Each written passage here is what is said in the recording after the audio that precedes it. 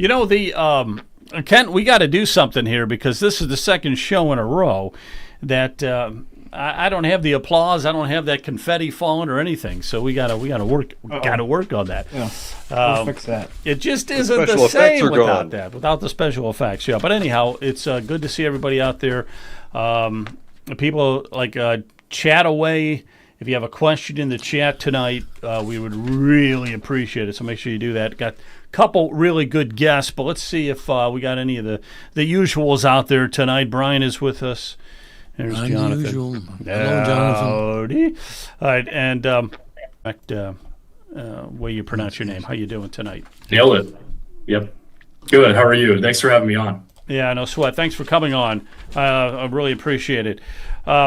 So you're with Turning Point Action. We're going to be talking about all of that in just a minute. And then 8 o'clock tonight, we've got David Thomas. He's a state rep, District 65. We're going to be talking property taxes. And we're going to be talking property tax. We got a lot, okay? We're just going to all gang up on it, but that's at 8 o'clock. Before we get into with Gabe and everything like that, I don't know if you guys remember, but last week, I asked Linda Caudill what a woman was. I don't know if you remember that. And she was like a deer in headlights. She didn't know what to say, okay? Do you remember that? Do you remember I was asking what a woman is? Because Supreme Court doesn't know. Some of the Supreme Court justices don't know. And she paused for a little bit and she said the chromosomes, the X chromosomes. That's what determines a woman. I said that's a really good answer. And I was glad to hear that. Now, what's interesting is the Democrats are reading that one big beautiful bill, and it's taken them like 15 hours. They're reading the entire thing. They got to a point in that big beautiful bill that actually defines what a woman is. Or would have, but for a developmental or genetic anomaly or historical accident, the reproductive system that at some point produces, transports, and utilizes eggs for fertilization. Purposes of hang on a minute. I mean, she's reading really fast. She's been reading for 15 hours, so she's reading really fast. She doesn't even know what she's reading. But they're right there. That's the definition of a woman. We got to play. Let me just finish this up here. The term female means an individual who naturally has, had, will have, or would have, but for a developmental or genetic anomaly or historical accident, the reproductive system that at some point produces, transports, and utilizes eggs for fertilization. All right, talking about eggs and fertilization and things like that, okay? Okay, so that means that this right here is not a woman. That is not a woman by that definition. I don't know if you guys would agree with that or not, but I certainly do. That's Rachel Levine, okay? He or she or whatever was in charge of the military, I think. I think that's right. But by definition, not Joe Biden's definition, but by the definition that's in the one big beautiful bill, that is not a woman. So it's surprising it's even a debate, Joe. I mean, really. Yeah, I know. It's how can we even debate that, really? We're going to try to codify common sense. It's been known forever, but now all of a sudden we need to define just the most basic rudimentary things. It's all just designed to make us chase our tail. All right, yeah, we got to define what that is. All right, well, we're going to go over to Gabe. Gabe, how you doing there? Turning Point Action. Yeah, you're out of Dayton, Ohio there, so you're still a student at the Dayton University, right? Yeah, I'm going to my senior year. So let's see here. You're conservative, youth leadership, policy advocate. Let's see here. You were chairman of the Ohio Republican Federation, or are you that right now? I'm that right now. I was just elected last month. Okay, so you are the chairman of the Ohio College Republican Federation. You were president of the Dayton College Republicans, vice president and acting president of College Republicans of America. You've done a lot, and you're a field representative for Turning Point right now, correct? Correct. In 2025, you testified before the Ohio Senate in support of Senate Bill 1. I wish I had the applause. I would get that going. Let's see. Brian's got some conservative publications that you've written in: the American Conservative, Daily Caller, American Greatness, and very active on social media. I'm a little bit embarrassed to say how many X followers we have, because I know you got like 22,000. And so I'm not even going to mention what we have because it's like thousands of times less, okay? But it's good to have you out there. All right, I want to play this here from J.D. Vance here for a second. I believe this is when he was out in Lima, and I think you were at the event. I think that what is so great about the Ohio GOP is that we really are strong top to bottom. We've got great candidates running for statewide office, but we've got I see a lot of young people here, many of whom are getting involved in politics for the very first time.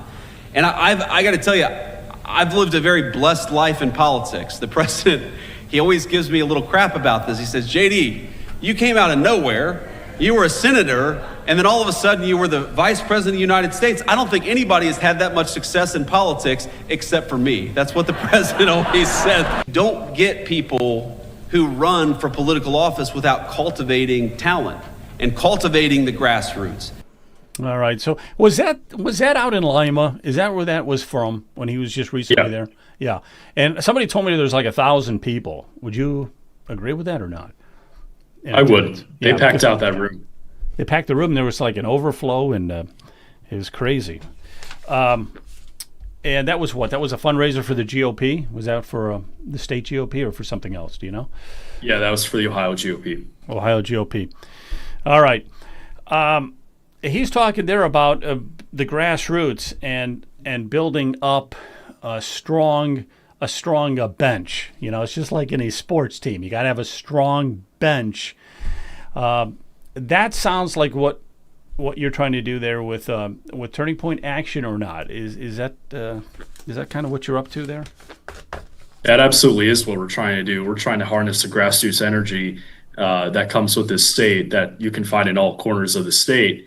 And it meant a lot to hear that coming from JD. You know, I was there in Lima that day.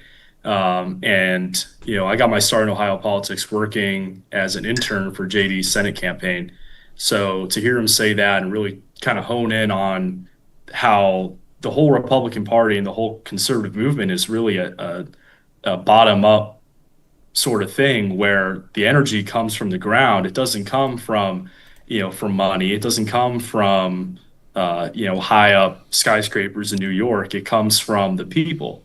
And that's something that Democrats don't have. Democrats right now are being carried by the fact that they have more money than the conservatives do. But our power comes from the grassroots. And at Turning Point Action, every single day, we're trying to harness that energy and turn it into something real, tangible, that'll help us flip elections, that'll help us elect good leaders around our state who will protect our communities so that our children and grandchildren can enjoy this state in the way that we have for our lives. So, Gabe, how do you go about doing that? How do you go about, let's say with the younger people, generating excitement in the Republican Party? Because we've got to get the younger guys engaged with the Republican Party. I mean, that's one of the problems with our demographics, okay? We don't have the young guys. So how do you go about getting the young people interested? Is the MAGA movement, is that helping a lot these days? It absolutely is. And if you look at the polling right now, Generation Z, my generation, is the most conservative generation that we've had since at least when Ronald Reagan was president. That says a lot about not only the Trump movement, because Trump and his movement have a very different appeal to young people than, say, the old school GOP that's being carried on by, say, Nikki Haley or Mike Pence. But it's something that is really inspiring and helping bring that energy to young people because they see the country that they live in today is not the country that their parents and grandparents enjoyed. It is not the country that they read about in school books. It's not the country that they read about in history books growing up. It's a different country, and they're angry about it, and that's what Trump speaks to. And so, look, the polling shows that the conservative movement is winning among young people, and I see it on my campus every day here at UD, which is a Catholic school, albeit, but the energy here for Republicans is pretty notable. However, the issue comes with the fact that conservatives are not properly engaging these young people. These young people, while they do hold conservative views, while they are voting for the Republican Party when they are voting, they're not getting super involved in the process. In many cases, a lot of these conservative young people are not voting. And in pretty much almost all cases, they're not voicing their opinions publicly, and they're not joining clubs or like-minded organizations that can empower them and help apply them in the field. And that's something that not only with Turning Point Action, but also with the Ohio College Republican Federation, what we're trying to solve. I mean, with the OCRF, we oversee 22 chapters at Ohio's top colleges and universities. And that's something on all of our campuses. They're all very different, but that's something that we're trying to help solve, is we're trying to help tap these young people in, this talent in, with the system, with the ways that, with the means that we have to empower them into helping make our country great again, rather than just being on the sidelines and observing. Yeah, okay, now this is the most important question, because I've always had this inkling of how do we reach the young people, and I got somebody here right now, an expert. So somebody like me, or any of us, how do I engage someone who's college age or young adult? What is it? Give me a strategy, okay? How do I do it? What would be the strategy for that? Have a young person do it. And I mean no offense when I say that, but when young people are going out there and they're getting other young people motivated and they're bringing that energy, other young people gravitate towards that. And, a big reason why conservatism has become so popular among kids in my generation is because it is the countercultural force in this country right now. We've grown up our entire lives. I mean, me personally, I was born after 9/11. I was born after the invasion of Iraq. I was 4 years old when Barack Obama was elected in 2008. You're making me feel really old. Go ahead. Well, every day I just have to remind myself how young I am in the grand scheme of things. We've only grown up in a time period, my generation, where the left has been the cultural and political hegemons of our country. We've never seen anything other than the left-wing domination of media, of academia, of the social system, of politics. And that's what's driving a lot of the force that we see right now on the ground, is, a natural state of affairs where the young man rebels against the status quo that he feels is not doing justice to this country. And they're 100% right. Perhaps for the first time in quite a while. Previous generations of young people were out rocking the Communist Manifesto and going to Woodstock. But my generation, we're going to church and we're voting for the Republican Party. We're voting for politicians like J.D. Vance and Donald Trump who inspire us. That's something super different. And I always tell this to people, because I think it is the most important rule. I see so many campaigns, especially the Kamala Harris campaign last year.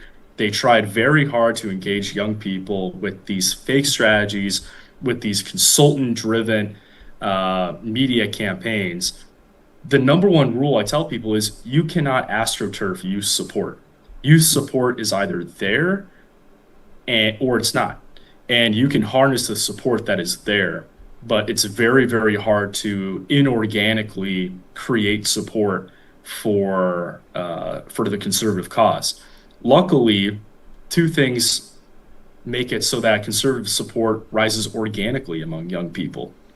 The first, and this happened with me, I think in particular, is experiencing what's going on in your everyday life.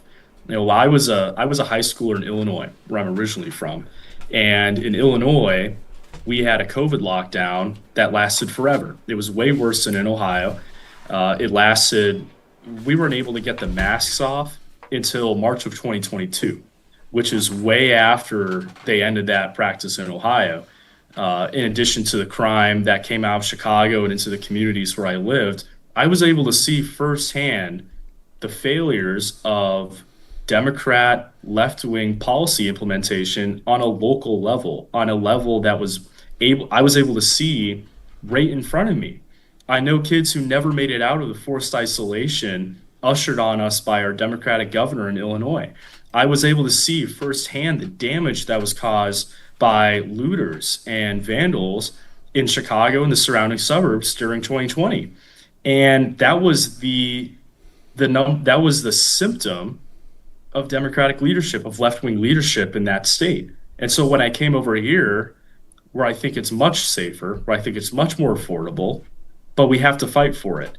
When I moved over here, we saw the same things being repeated in Columbus, in Cleveland, in Cincinnati, in a state that should be much more red than Illinois. And make no mistake, Ohio's voters are a red voter base. But there's two issues. One, they're often not informed as to what's actually going on in their state government. And two, they often don't get out and vote. They're often not knowing, they're often not comfortable voting, or they don't know when the elections are, or they don't have the tools or the means to know who the candidates are. That's the number one thing we're trying to solve at Turning Point Action. Republican turnout is a major issue, especially in off-year elections when President Trump isn't on the ballot. And we're working every day to try to solve that. Wow. I got to tell you something. I'll go to you guys in just a second. Man, you are very articulate. I mean, very, very well spoken. It's crazy. All right. But before I go to Brian and I'll go to Jonathan, if you're in the chat room, chat, we'll bring it up. I'd like to hear what anybody might have to say. And I got to promote us. This is Ohio Political News, right, Kent? We got to promote ourselves. Yep. Ohio Political News. We're on Rumble, YouTube, X, Facebook, anywhere. Just find us and actually also share, not just follow or subscribe. Share this. Let everybody know about what's going on right now live and every Sunday night at 7 p.m. Excellent. You got it. Brian. Yes. Gabe, I agree with Joe. You obviously have a very bright future ahead, and we wish you great success and bring Thank you. I appreciate greatness to our country. I don't mean to put you on the spot, but this has been bothering me for quite some time. I've been a registered Republican, all my life. And as I've been getting into local, county government and trying to figure out how everything works on a local level, I was told by an elected official, a Republican, well respected in Lake County, he says, "Brian, you're not a Republican, you're a populist." So I had to run home and, let's look up populist. And as it said that I'm interested in the problems and addressing the problems of the ordinary people. And I was shocked that such a high-ranking Republican would say that, because I thought that's what the Republican Party was all about, was addressing the needs of the ordinary people. And I'm just wondering, Gabe, if you've got what's your opinion or take on that? Is the Republican Party, are they worried about the ordinary people? I think that a large element of the Republican Party is, and an emerging, increasing element of the Republican Party is concerned about the people, specifically after Trump came in 2016 and really shocked the status quo of the GOP. But there's still major issues hidden in the ranks with the Republican Party.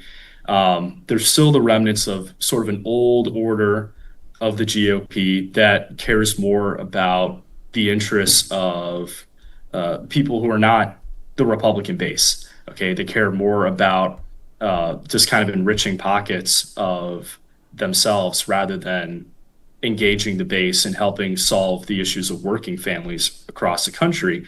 And not to say we can't find, I'm a fiscal conservative, not to say that we cannot also advocate for tax cuts and deregulation.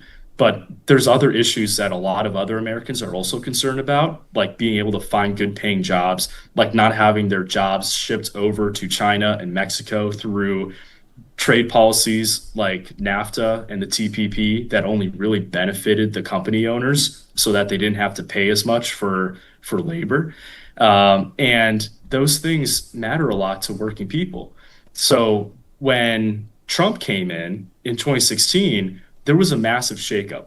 And people realized very quickly that they had to adjust. I think a lot of people genuinely did have a change of faith during that whole election cycle, and especially afterwards when they got to see Trump perform his job as president. People got to see what he was like. And I think that inspired a real change within the Republican Party. Anyone who says that the Republican Party and being a populist are two separate things is, I guess, not reading the news, because Donald Trump is our president, and Donald Trump is probably the textbook definition of a populist conservative in this country. The populism is obviously not a governing principle. Rather, it's a principle for how to appeal to people and how to address people's needs.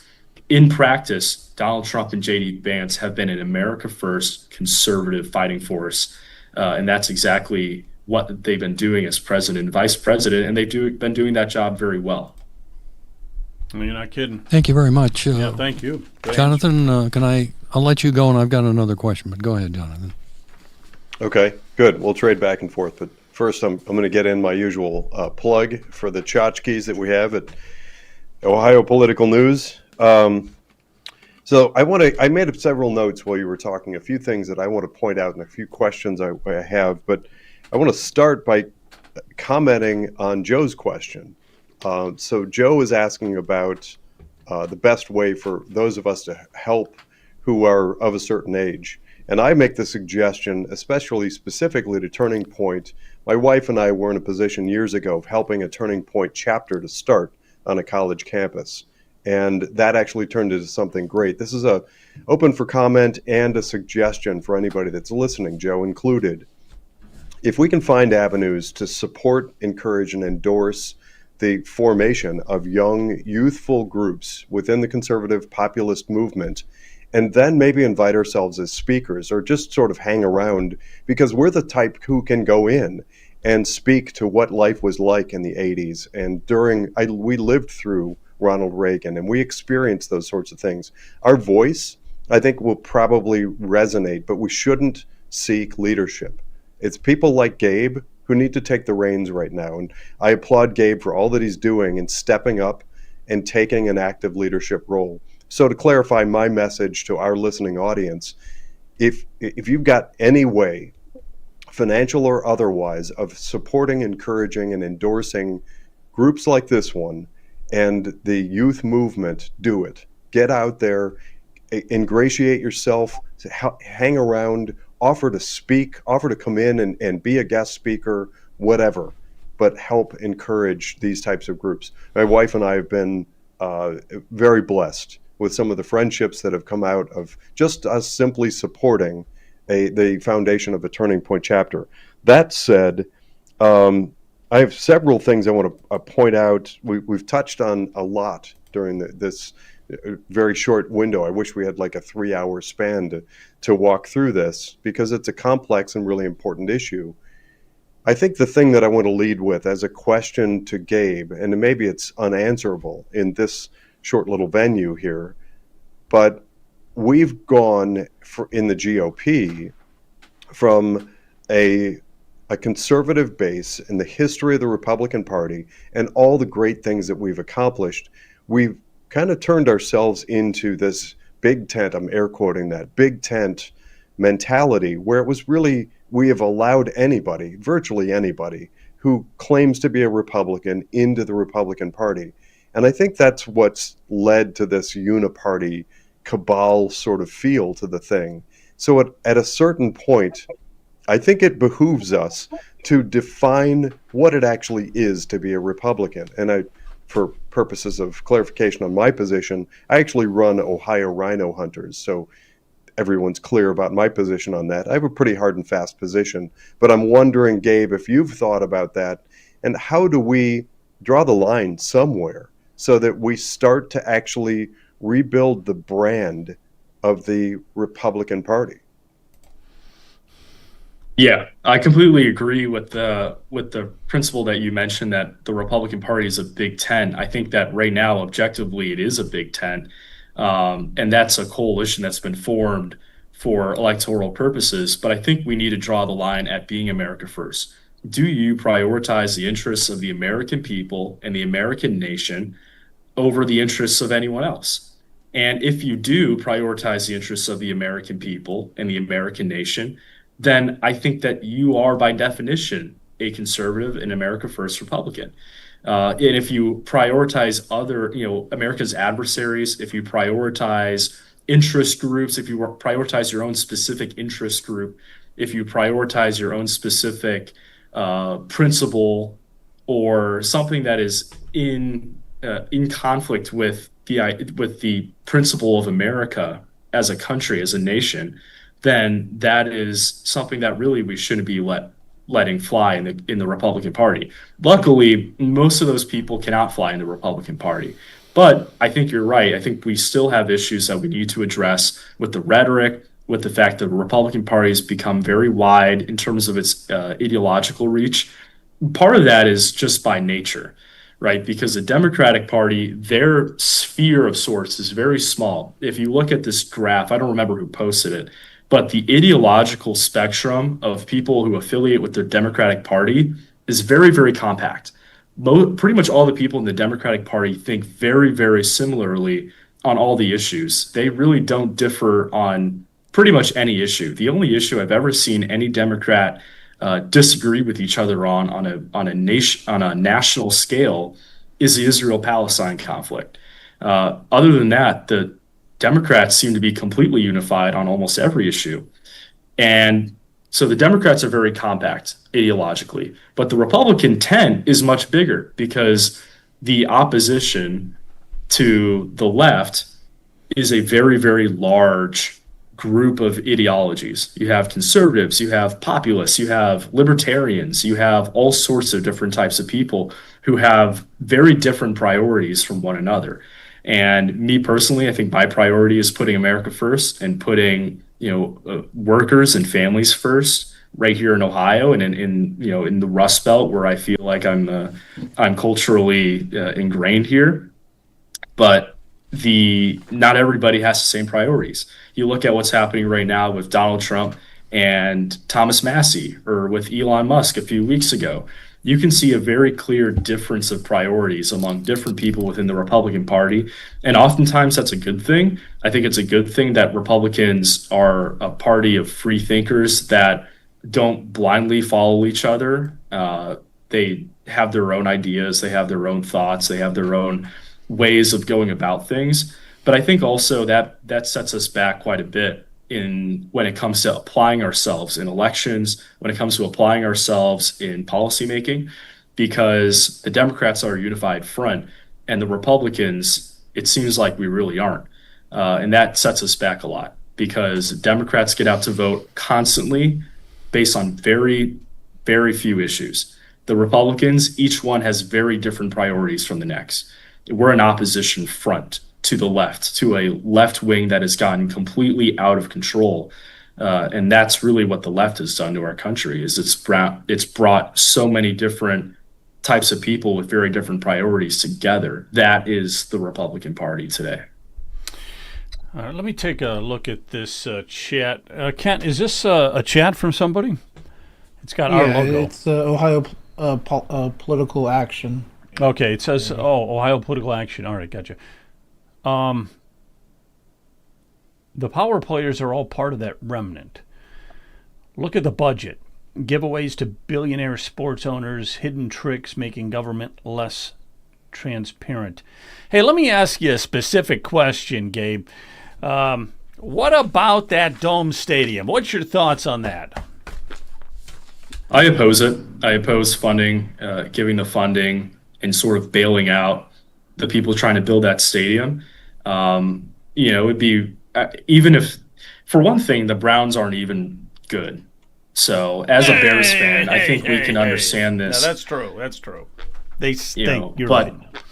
But I think this tax bailout is not a good idea. I think this money has a better application.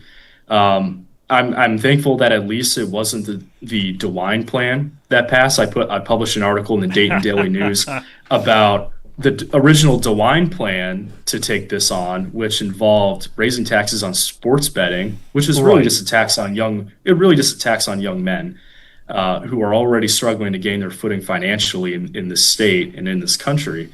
But still, I don't think that money should be going to that purpose. I think it should be applied elsewhere, and especially not for a sports team that really is not good.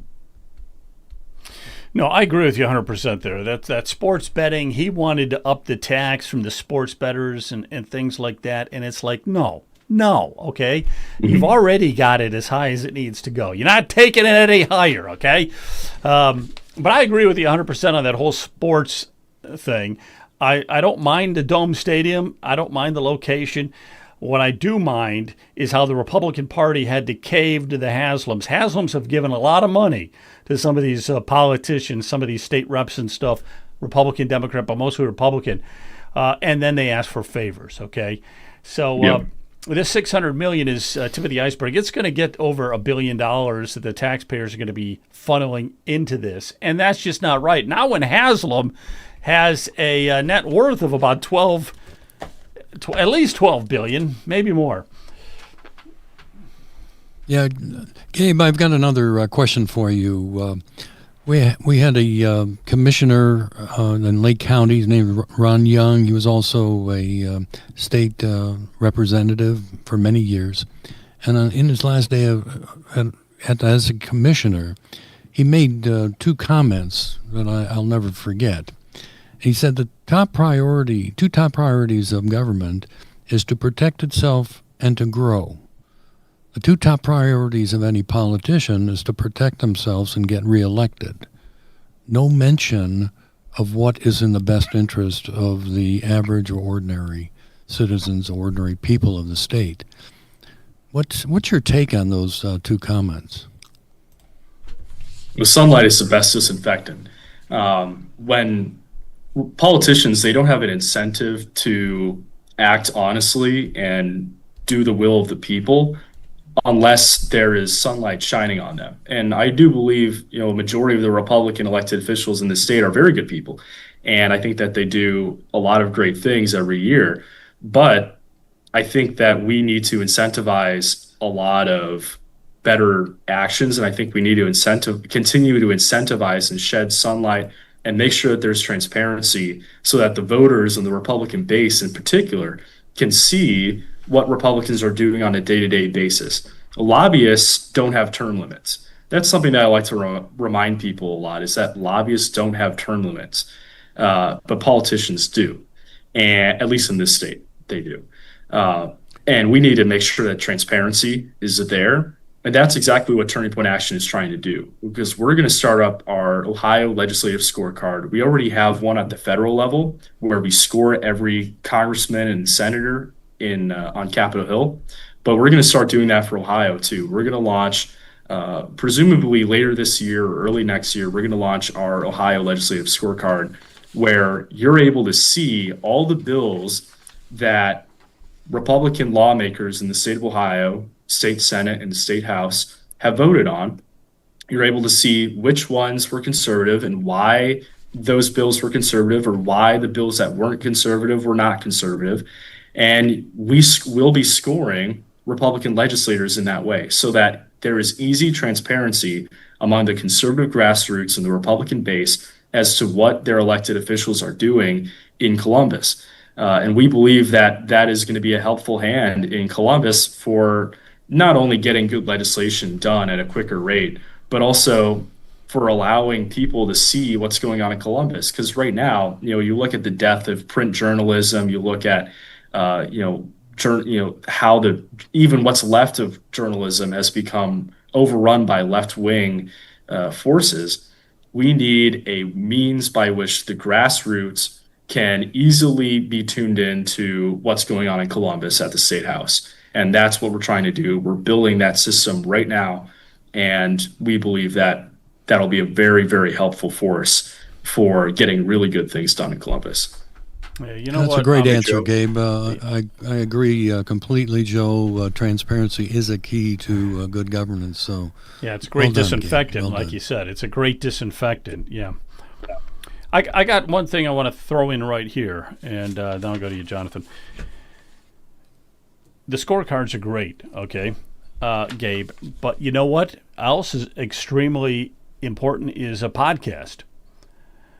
getting you on a podcast on a regular basis, I think that would really draw in the younger kids and everything. So I don't know have you ever given that a thought? Because we can help you with that, by the way.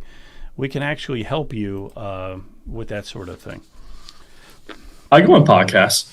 I'm on this podcast right now, and I go on podcasts. I go on, I do a lot of op-eds. So I like to get my word out there. I like to get my positions out there. I'm a pretty loud voice for what I believe in. So but I guess what I'm saying is, what about a podcast where you're on every week? You on every week, talking about what's going on. I think I would love that. I think that would really appeal to the younger generation. They need that. They need somebody your age on there all the time. Right, Jonathan? I would love that. All right. Yeah, so let's. I'll tell you what. You just said that you would love it. So we're going to try to make that happen. Well. I would love it, but my schedule is. I don't care about your schedule. I don't care about your classes. I don't care about the University of Dayton and I don't care if you got a final exam. That all has to be pushed aside. Okay. There's podcast. Come on, get your priorities straightened out. All right. Don't listen to Joe, but maybe do listen to Joe.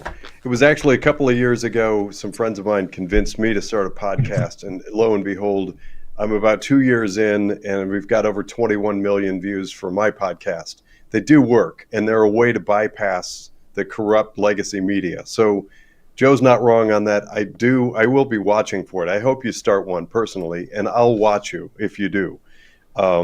But a few thoughts. One is, I love the scorecard idea, but one thing to be concerned about as you launch that is there are lots of sort of smoke and mirrors that happen in Columbus. For instance, we have reps that will back and start and support a bill knowing that it'll die because they want to look good. They want to look like they're trying something, but it'll die in committee, or the speaker will just bury it, or those sorts of things. We're seeing it with HB 12, which is the medical freedom bill. It's dead in front of Huffman right now. Those are the sorts of things that can't be factored in on a scorecard, but they artificially skew public opinion. So just a word to the wise on that one. I can't help but comment on the Brown Stadium thing, because every time it comes up, I don't want us Ohioans, and especially Northern Ohio, to miss the true point of the thing.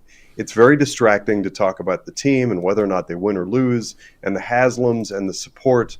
But ultimately, the truth of the matter, as is very articulately pointed out by John Kalis on Substack and other platforms, the Browns issue is a Trojan horse. It's not there to build a dome or not build a dome. It's not there because the team is good or not good. Look at the number of taxing authorities in the state of Ohio. We have more taxing authorities than most other states, including states that are twice as large as us. We are one of the most taxed states in the union.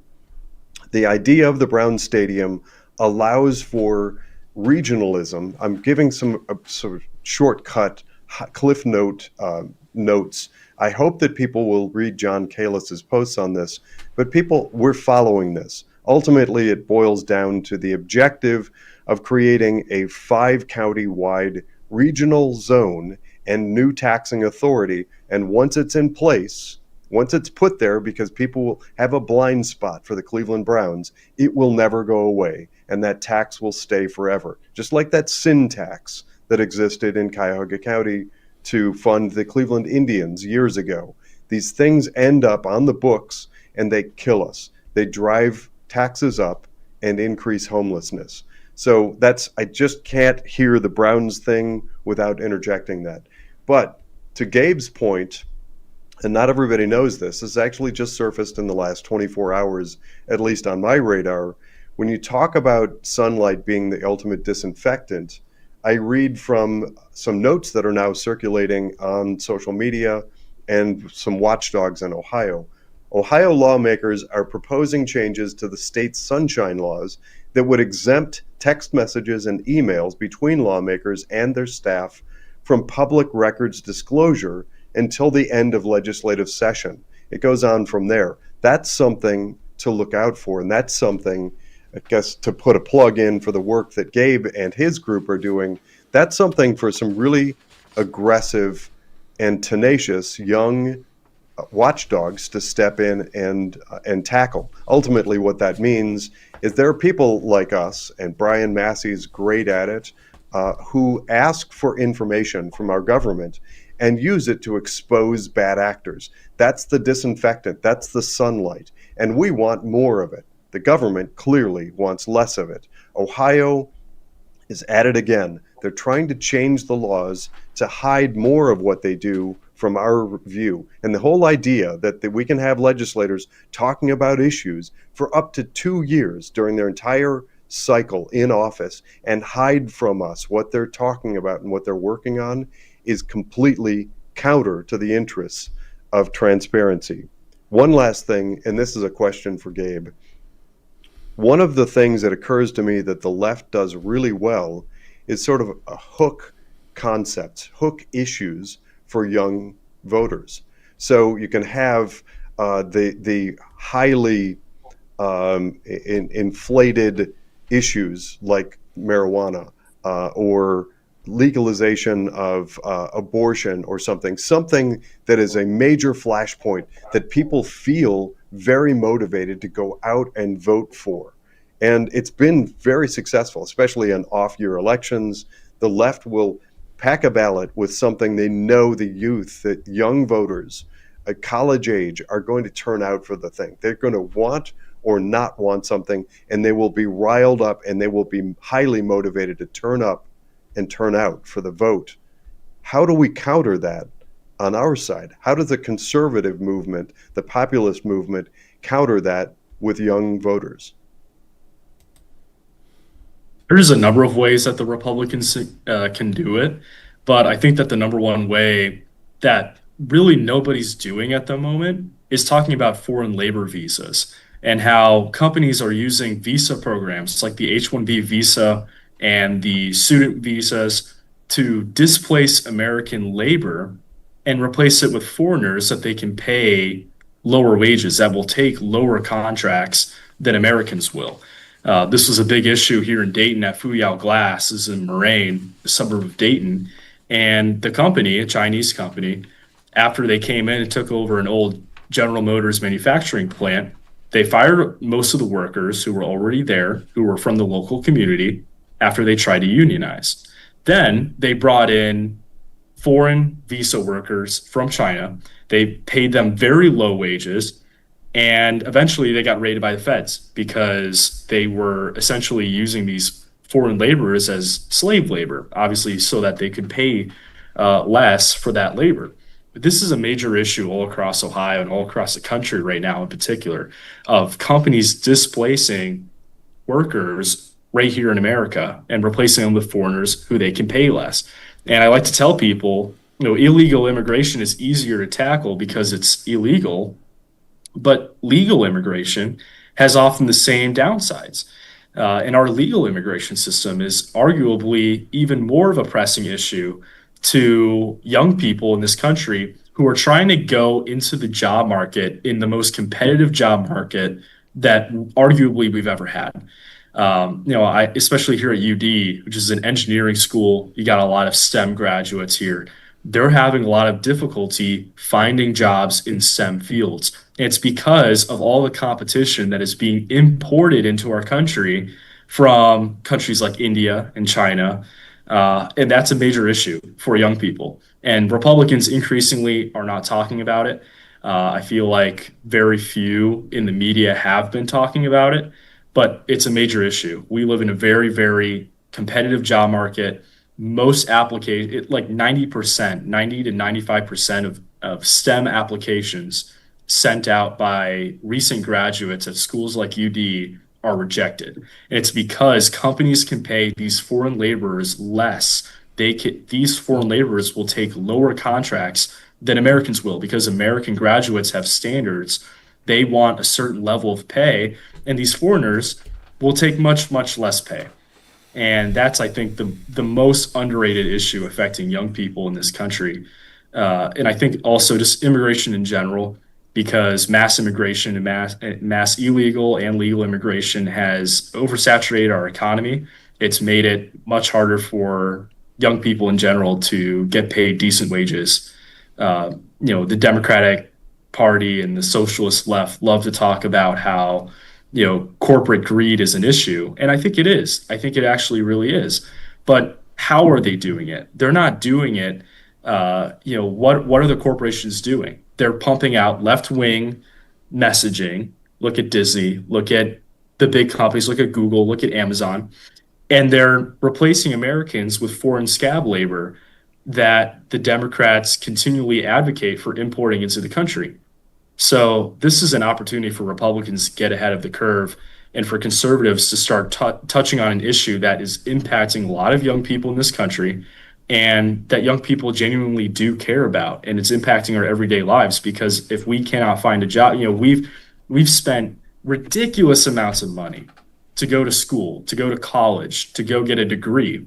And we go into a marketplace where we're getting replaced by foreign scab labor that companies can pay less. This is like the shiny gold platter issue for Republicans. And we just need some Republicans who are going to take it. Oh man, that is great. That is such a like I said, you're very articulate. You explain everything so well. I can't believe that you're just a senior in college. Wow. Okay, let's read this chat here. It says, would like to see more young folks involved in the property tax issue. Now, the problem with getting more young people involved in the property tax issue is they don't own a house. Okay. Yeah, we're not property owners, and it's not going to interest you. You don't own a house, right? I disagree, Joe. Well, wait a minute. I'm in my 30s. I disagree too, Joe. Okay. Hang on a second. It says I'm in my 30s and pay $10,000 a year. Makes it tough to live in Ohio to raise a family. So he's paying $10,000 a year in property tax. That's outrageous. Think about that. So even after you pay that house off, you still got almost $1,000 a month bill, and that's like rent. I mean, that's like you're renting your house then at that point. All right, let me go to Brian. You disagree? What's up? Well, first, renters, those in apartments, believe it or not, are paying property taxes. It's just not spelled out. That property tax for that landlord is the cost of doing business that's passed through, to those that are renting the apartments. And many of the young folks can't even afford rent. What they're doing is they now have to, 2 or 3 in an apartment or more, being able to split, $2,000, $3,000 a month on an apartment rent.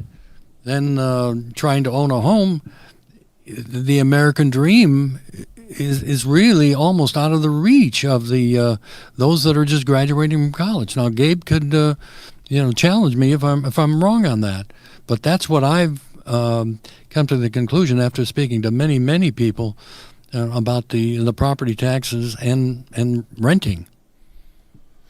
Yeah. So, Gabe, you're coming out of college next year. Like so many other college students, there's going to be a huge student loan. Going to have a huge student loan, and then you got to try to find rent or a house on top of that. Yeah, it's tough. I can understand the predicament that the young people are in today. It's crazy. It's absolutely crazy.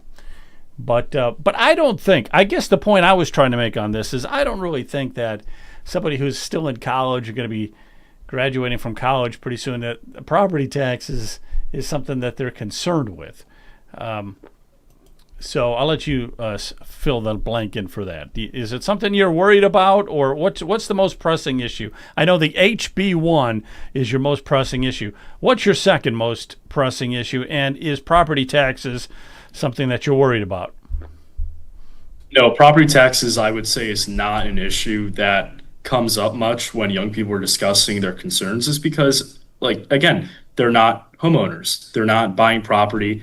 And the main reason for that is because it's much more expensive to buy a home. It's much harder to buy a home. I think that's the issue that people often overlook, is that it's just difficult in general for people to buy a home, because it's also connected to the property taxes, because the property value is going up.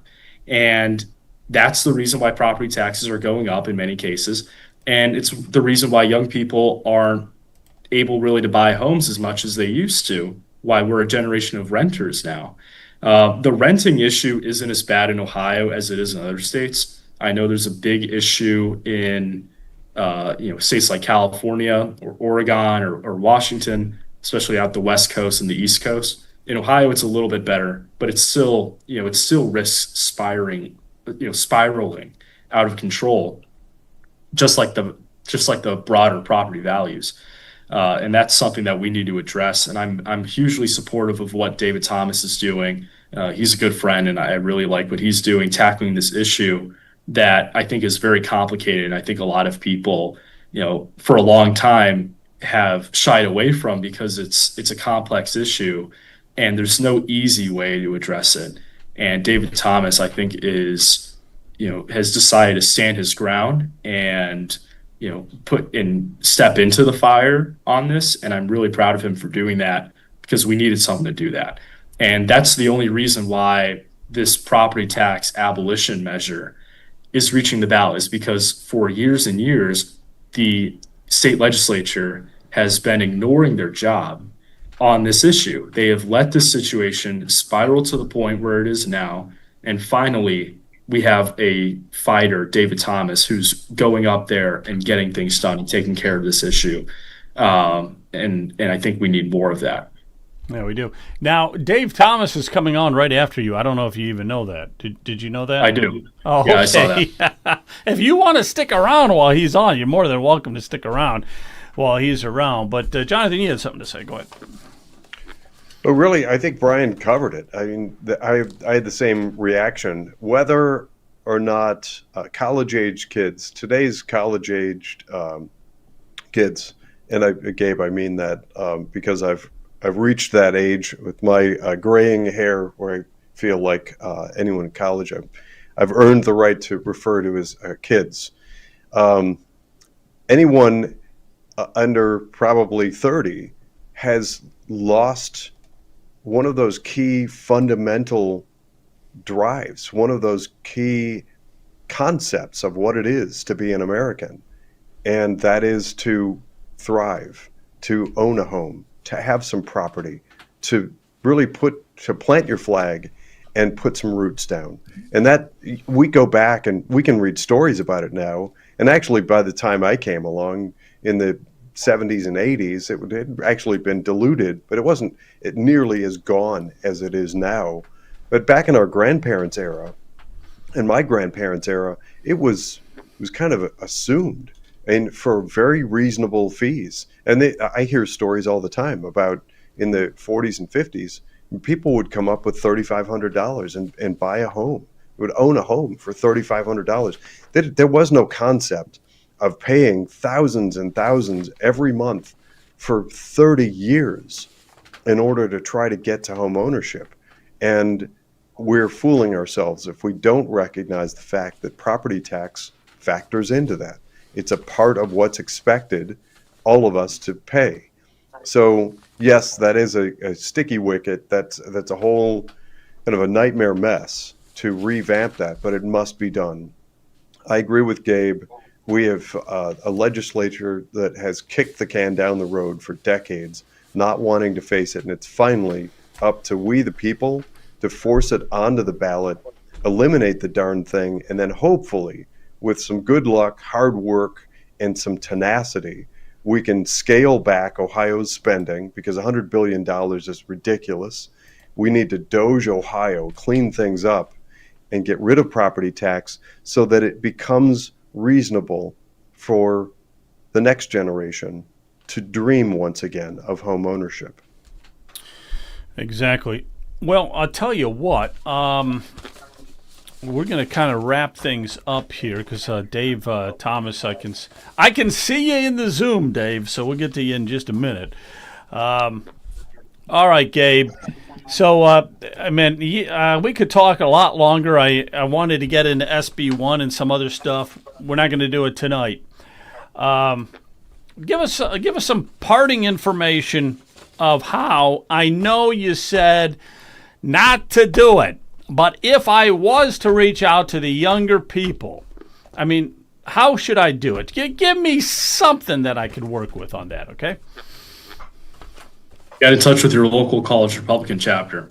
That's the best way to do it, because they know all the people, they have the contacts, and they know what the lay of the land is on the campus, and they need all the help that they can get right now. Our individual chapters do, because the campuses, the administrations are often tough. It's difficult for college Republican chapters to fundraise on their own, so they need supporters like all the folks, just like regular grassroots folks who from the community who can be supporters for those chapters. We really appreciate anything that people do for that end, because on campuses, even though our generation of young people are more conservative than ever before, it's getting more and more difficult to engage people because of the fear factor, because of the continually stubborn left-wing tendencies of the academic sector, and because of just all the different negative campaigns being floated in every direction. We need more activism on campuses to bring more people into the Republican Party and to help make lifelong conservatives a new trend in this country. You said it, Gabe. Gabe Guidarini. I said that right. And I wish I had the applause. I wish I had the applause for tonight, because we could really do with it. Gabe, thanks a lot for coming on. Really appreciate it. Dave Thomas is here. I know you said you know him, so if you want to stick around, you can stick around. I don't know. Let's find out. Hey, Dave, how are you? David Thomas. I'm good. How are you guys? District 65, Ashtabula and Trumbull County, I might add. But how's it going tonight? Very good. And, of course, Gabe, you're under no obligation to stay if it's not, but you're welcome to stay because, hey, more the merrier. That's the way I look at things. I got to drive to Kentucky, but thanks for having me on. I really appreciate it. Thank you. And I got to say something. We got to stay in touch somewhat because, you're just incredible. We got to get him as a state rep, Dave. He's got to become... We got to get him as a state rep. I don't care if he's from Illinois or wherever. I've already talked to him about that. We're counting down the days. Excellent. Yeah, he'll do it. All right, Gabe, take care. Safe travels to Kentucky. All right. Listen, we're going to talk property taxes right now. Lots and lots of people want to hear about property taxes. So we're going to get into that right now. Let's do this. Let me play this right here. I just got this today. I just literally got this a couple hours ago. But I want you to watch this guy here out in Madison, Ohio. My name is Wade Headings. I'm a Madison resident, and I'm collecting petition signatures for the ballot. And a story I'd like to share is my neighbor. She's long retired. Her husband retired and has passed, so she's on a fixed income. Her property tax is probably approximately $400 a month. Now, she's on a fixed income and doesn't have the money. So, in all fairness, she should be relieved of tax at this age. She's raised her family, paid off her house, paid her tax off the year. Now, in her last years, she shouldn't be paying property tax. She should be relieved and allowed to stay in her home. We're driving the seniors out of their homes. Now, here's something interesting. He does not know who Brian Massey is. Brian, did you know that? He does not know who you are. I don't even know where he got this. No, I didn't. I don't even know where he got this. My name is Wade Headings. I'm a Madison driving the seniors out. I think it's really cool. He's got that signage there. He made the state of Ohio abolish property tax, signed the petition. He just plug that in the ground. He's got a table out there. Any motorists going by and stuff can participate. I just thought it was really clever. That was a very clever thing to do. Is that Kent had talked to me Yeah, earlier. that was the one that Kent was talking about. Yep, exactly. That guy right there. So we have his phone number. We can get in touch with him. But, I mean, he's not associated with you. I don't think he knows. I don't know how he got the petitions, but it's interesting. It'd be interesting to find out. I think what happens is, Joe, we have the petitions available on a couple websites, one being Axe Ohio Tax. Hey, first let me say hello to one of my favorite state reps, David Thomas. Do appreciate you being on. You're doing a great job. Brian. Oh, absolutely. Well, let me introduce you a little bit here because I think that's only fair. We should do that. Republican member of the Ohio House of Representatives, District 65. So that's Ashtabula and Trumbull counties. And this is your first term, by the way. But it seems like you've been there forever. I see your face everywhere. You're always in the news. So you've been a lifelong... It feels like I've been there forever. Already, huh? Lifelong Ashtabula County resident. In the State House, you're vice chair of the House Ways and Means Committee, which is pretty impressive. And then you're a member of Energy, Personal Insurance and Pensions, Arts, Athletics, and Tourism Committees. So you're keeping very busy. Strong conservative, pro-life, pro-gun, small government, correct? Yeah, and you hit on the head, and definitely been a busy 5 months. I've joked with folks, I've kind of had 5 months to work on this property tax stuff and other issues that really we've not done much on for 5 years. So definitely staying busy, and enjoy your all support too. Yeah. Well, let's not let that first clip go to waste. Let's expound on that because you're so involved. You're just so heavily involved in the property tax stuff. I'm just going to dive right in. I'm not even going to waste time. So here is a resident from Madison. We don't even know who he is. He doesn't know who we are. Somehow he got his hands on those signatures. He made the sign. He put up the table. He's out there just doing what he can. And he made the comment that his neighbor, that woman, is a long-time retiree. Her husband is dead. She's living in that house by herself. Her property tax is $400 a month. She's only got Social Security, and she can't afford it. And we hear that over and over. So let's just start there. What do you take on that?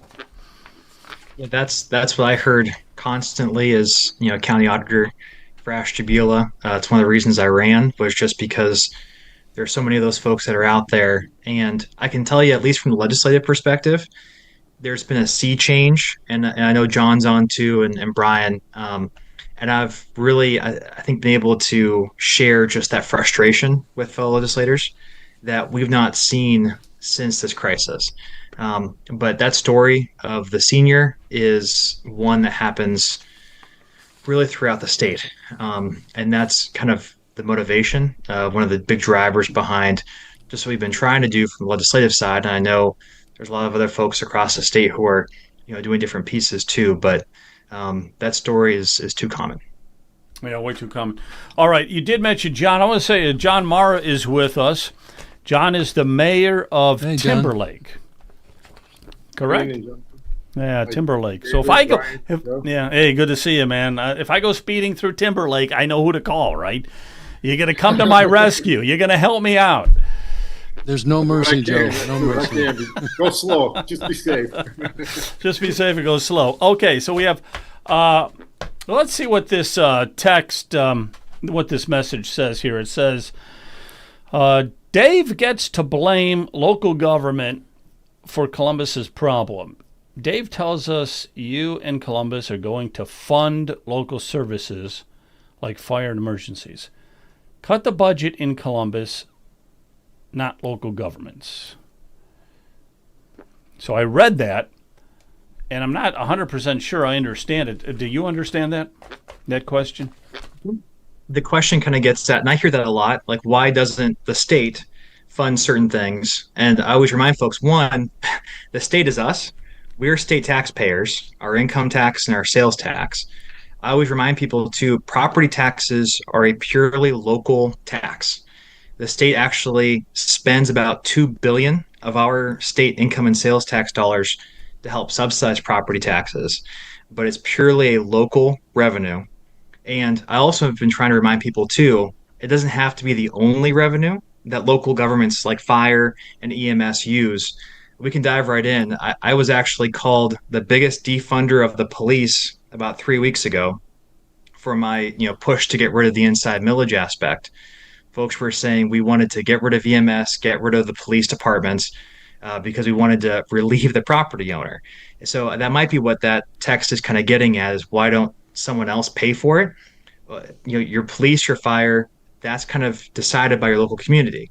You can pay for it through your sales tax, your income tax, your property tax, but that is a local revenue, and that funding should be staying. I tell people too, I don't want to send my tax dollars, more of my tax dollars, down to Columbus and then hope Columbus sends it back to my area. I'd rather keep my money. I think that's a pretty conservative principle. Keep it as local as it can be, decide where it goes, and fund my local services how I want to. Okay, let's one other discussion starter. This is along the lines of what you were just talking about. I happened to grab this off the Our internet. concern, however, is that on the property owner side, they are purely tapped out. And if they have the ability, which I think they would, to fund your essential service through income tax or through sales tax, why shouldn't they have the right and the ability to fund you in a different way besides putting it all on the backs of the property owners? While local control is important, relying on frequent levies creates unpredictability and instability for essential services like policing. Police departments require stable, predictable funding to maintain 24/7 readiness, pay salaries, meet pensions and obligations. I mean, again, we work on 3-year contracts, things like that. Things are decided upon pretty early on and over time. So going every year to get levies passed can create major uncertainty. Communities that experience failed levies face immediate cuts to staffing and longer response times, directly impacting public safety. Stable inside millage ensures that police can provide consistent protection regardless of the outcome of an individual levy. Do they want that 20 mil? Or they want it, I don't even understand it as well as you guys, but they don't want that tampered with. Now, at a certain point, that's their perspective. It ain't ours. It isn't the typical taxpayer. I know you got the unions that are breathing down your neck, and the police, the fire, and all these emergency services and everything.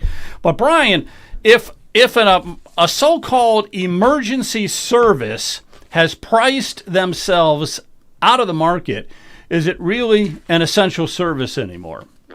My question. Well, what I've told, I live here in Concord Township, and I've told the township trustees and the administrator, I'm still willing to pay for police and fire, roads and bridges, sanitation. It's not that I'm saying that I don't want to pay for it. I just don't want any tax that is tied to my home. I say, you can send me a bill, but don't tie it to my house. I want to know how much I'm paying for the police department. I want to know how much I'm paying for the fire department. I want to know what I'm paying for roads and bridges, because I want to compare how our costs for those services, how does that compare to the other municipalities? And, it's I get one bill on my tax statement that says I'm paying $2,000 to Concord Township. And I say, I want to have that broken out. Now, the auditor says, well, I can do that right now for you, Brian. I said, well, why don't you? He said, well, that'd cost us too much money. And I said, that's not an answer. What people what our elected officials don't understand is we do not want to be a renter from the government. It is our home. And if we're paying for services, come up with some other thing that you're going to call it. It's like a service charge. I look at the police and fire as an insurance policy. I've got an insurance policy on my house. It's the same thing with police and fire. And the other thing with using home valuation for local services, why should I pay more or less than my neighbor because my house may be larger or smaller or valued higher or smaller? That doesn't seem to make sense. We're using the police department and the fire department and roads and bridges, basically the same. Maybe it should be on square footage of a house, or maybe the number of people in a house. That's how the services should be charged, and it's not just on valuation. And the problem with the inside millage, that when that property value goes up, if the property value goes up 10%, that the property taxes will go up 10%. And then we haven't even talked about the 20 mil floor for the schools. And Dave, Representative Thomas, is one of the few legislators that understands all of that. Many of them don't even understand the whole complex property tax system. So he's probably got quite a job trying to be in a committee and trying to talk to people that don't even understand the property tax, inside outside millage. I'll tell you what, that to be, I'm only learning inside outside millage because I've been doing the podcast and stuff. I would be totally out in left field. Do you find that a lot of the state reps have no clue about inside outside millage? Yeah. Well, just like, I've got reps that are doctors who know all about health insurance and different things like that. So when I've got a constituent who has a question on that aspect, I send them to that expert. But Brian's right. This is a very convoluted thing. I've spent most of my 5 months building relationships and kind of educating. The House gets it because we run every 2 years. We're typically who folks call first. This is the number one thing people call on, number one topic that our constituents reach out for. But I always kind of explain to people that a portion of your bill that's voted on and does not increase with your value, there's a portion of your bill that's not voted on and does increase with your value. That piece that increases with your value, and it's not been your choice, I think that's where we target in and attack. And that's been part of what we've been trying to do as a legislative body. John, let me get you in here if you don't mind. Put you on the spot here, but I know that you've been you, Brian, everybody, you're really involved in this whole process with the property taxes. So we have a state rep with us who's willing to do something. I mean, so do you have any questions?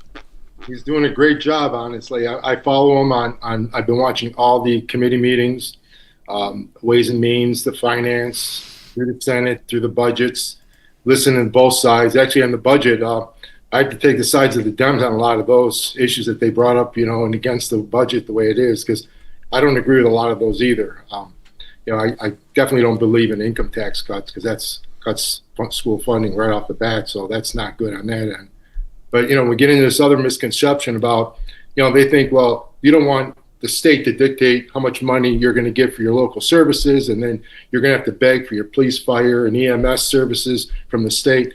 That's not what we're to do. I mean, those services, as a mayor of a village, 17% of a person's property tax bill goes to the village here for those services: police, fire, EMS, and all the other things, snow plowing and roads and sewers and parks, everything. So we give them a lot for that 17%. And basically, and then we also have a 2% income tax that we get, and that brings in X amount of revenue. About a little more than half our revenue comes from that, and then the other half comes from the property tax.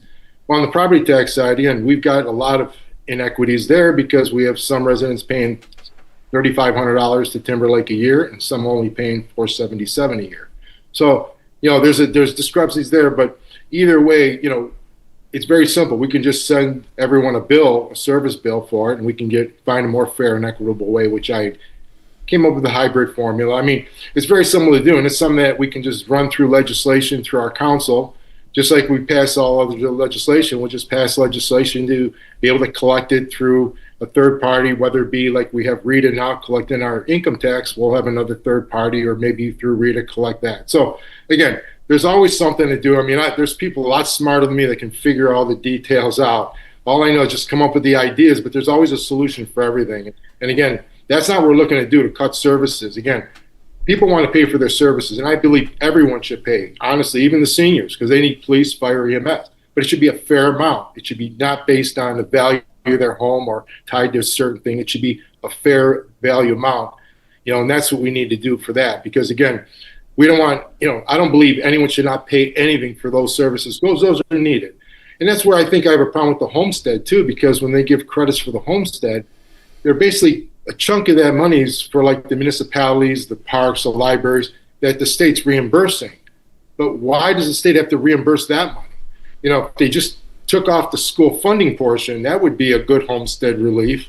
And then let the seniors pay the rest of it, which is only a third of the tax bill, for the services they are receiving and getting and benefiting from. So, that whole system, again, is not even right, because I know we get part as a village, part of that homestead money.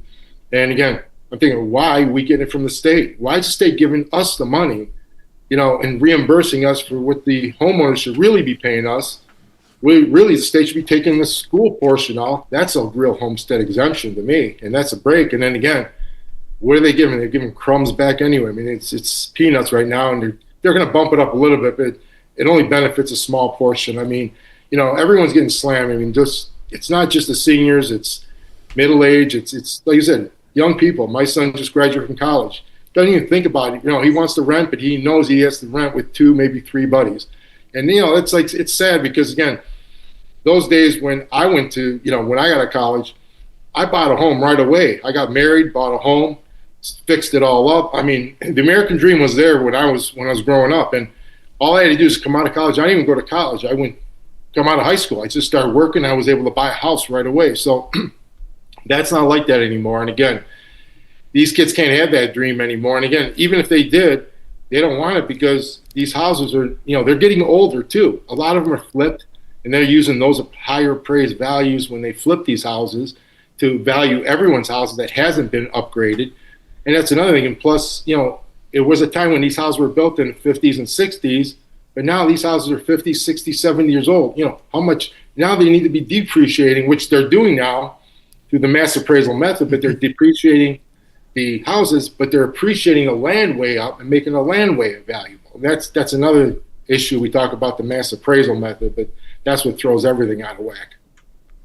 Let's take a look here at this question. After this last reappraisal, Lorraine County property owners are paying $34 million in additional property taxes. Do counties really need that much additional funding? I mean, come on. The reason they upped it was so that. Let me ask you this: they were doing fine the previous year. Now all of a sudden they got $34 million in free money at the expense of the taxpayers, because you have to do some kind of an adjustment for inflation or something like that. I don't know. What do you think? Every 3 years, property values get updated. And this is probably where that first text question kind of came from.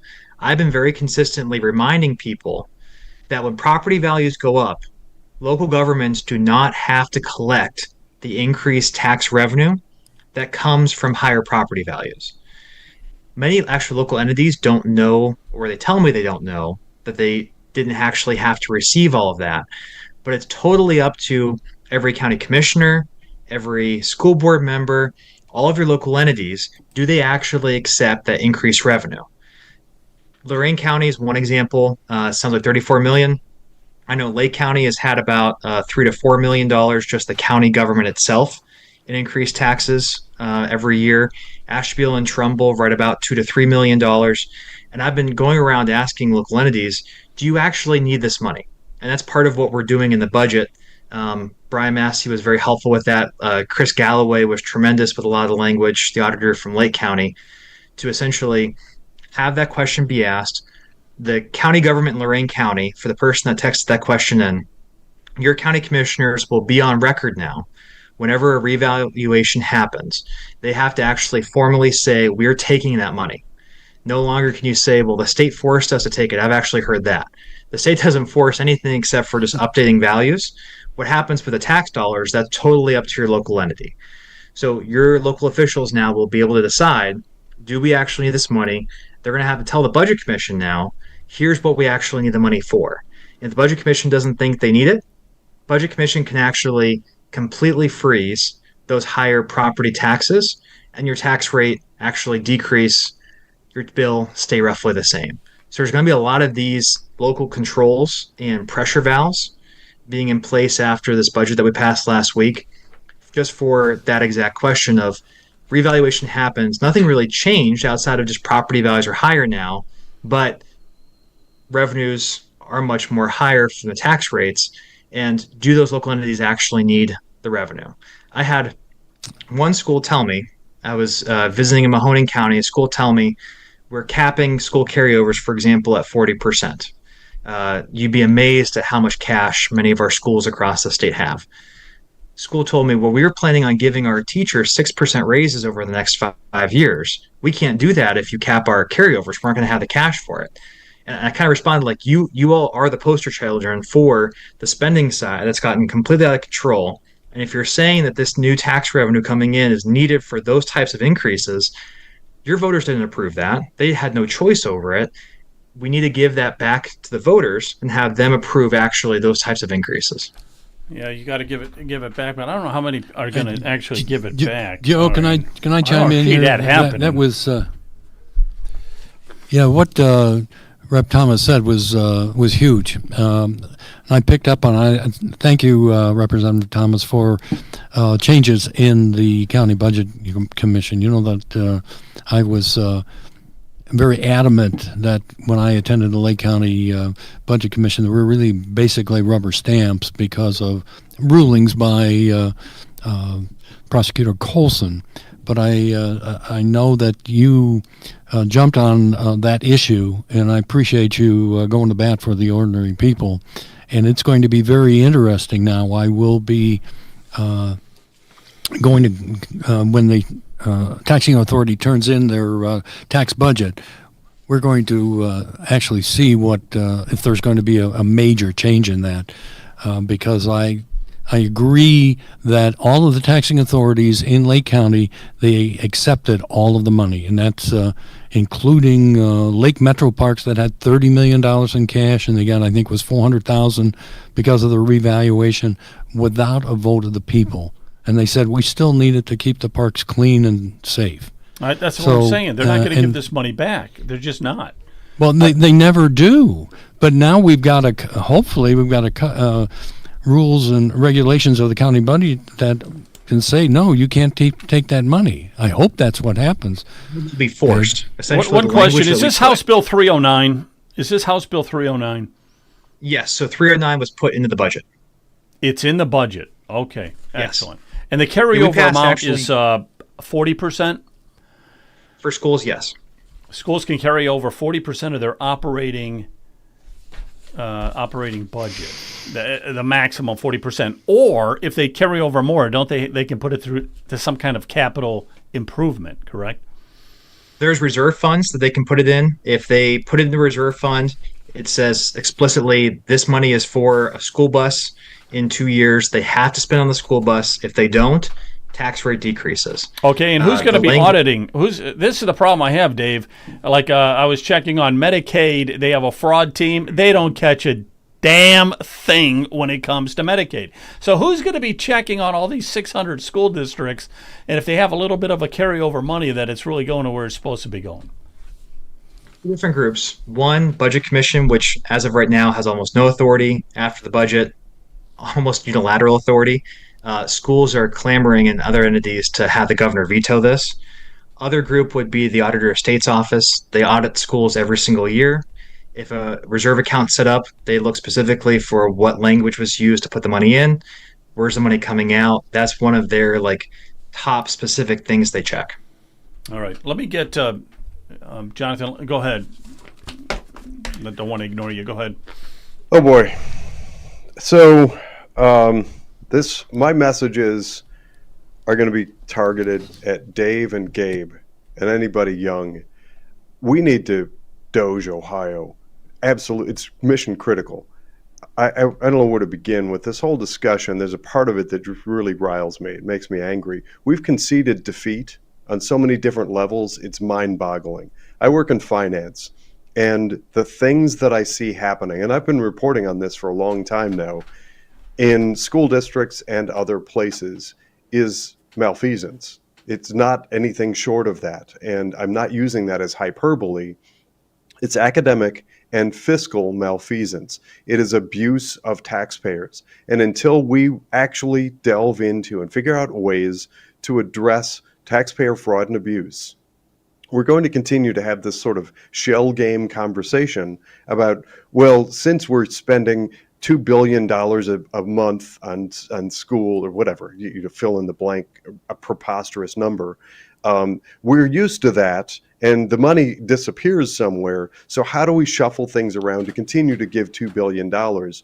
And at some point, and I think it should have been about 40 years ago, people really should have stepped up and gotten into the fray and fought back against these things. I'm one of the co-creators of the Ohio Academic Accountability Project. Omar Tarazi and I created that. I'm going to use schools as an example. With the Ohio Academic Accountability Project, you can look into school districts and see most, but not all, of their financial reports. And it comes directly from the Ohio Department of Education. And there are some school districts, just using, again, schools as an example, and this can be applied to parks and recreation, it can be applied to roads and bridges. The spend in some school districts is north of $40,000 per year per student for barely literate. So as a starting point, it's crazy to me to be in this conversation where we're talking about maybe we should move things around and shuffle things this way. I will not concede defeat. And I think that people like Gabe, I get a good vibe from Gabe. I think his generation will be the type to go in and really put the thumb screws. And there's an analogy that holds true, and I think of it often. I reference this in a lot of the long form posts that I do. There's a sort of an analogy that's used. It's called the water bucket transfer. I forget what exactly the term is that describes it. But they used to transfer water from person to person with a giant bucket. It's actually how they used to put out fires before they created pressure and water hoses. But they would transfer water. And lo and behold, of course, if you have a giant bucket of water, by the time you've transferred it 10, 20, 30 different times, the amount of water that the last person gets is very, very little. That's the way that government works. And so, to Dave's point, absolutely, keep funding as local as possible. And I'm going to put it in a different way, and just using, again, hypothetical numbers. Would you pay $10,000 for something that you can get for $200? We are in a position where most of the things that we allow for in our lives relative to government expense are 80 to 1,000 times the expense reality. If we can, and using, there was a video that Joe showed of a police, I back the blue. I'm a big back the blue guy, but there's a huge bureaucracy built around our law enforcement, just like there is in schools. We see these massive increase of administrative staff in schools, and they constantly spend money. And in my county, I can point to thousands of places I see it. In my county of Geauga, we're rural, and we had a surplus, I think, around $6 million. Well, that's evaporated. These institutions, these legacy institutions, are really good at spending money as inefficiently as possible. So when it comes to all of this stuff, when it comes to what do we do with property taxes, what do we do to shift things around to maybe sales taxes or use tax, those kinds of things, I think that we continue to tie ourselves into bundles if we continue to have a conversation about funding things the same way that we do, because they're overfunded and they're rife with fraud. I'm sorry, but I've got to throw all that stuff in there because I'm very hopeful that DOGE manages to actually foment in Washington, D.C. I'm doubtful because of there's so much corruption there. But think of it this way. There's an amazing good that came out of DOGE, and that's public awareness. Now we have sort of a thing to point to talk about how massive fraud can get.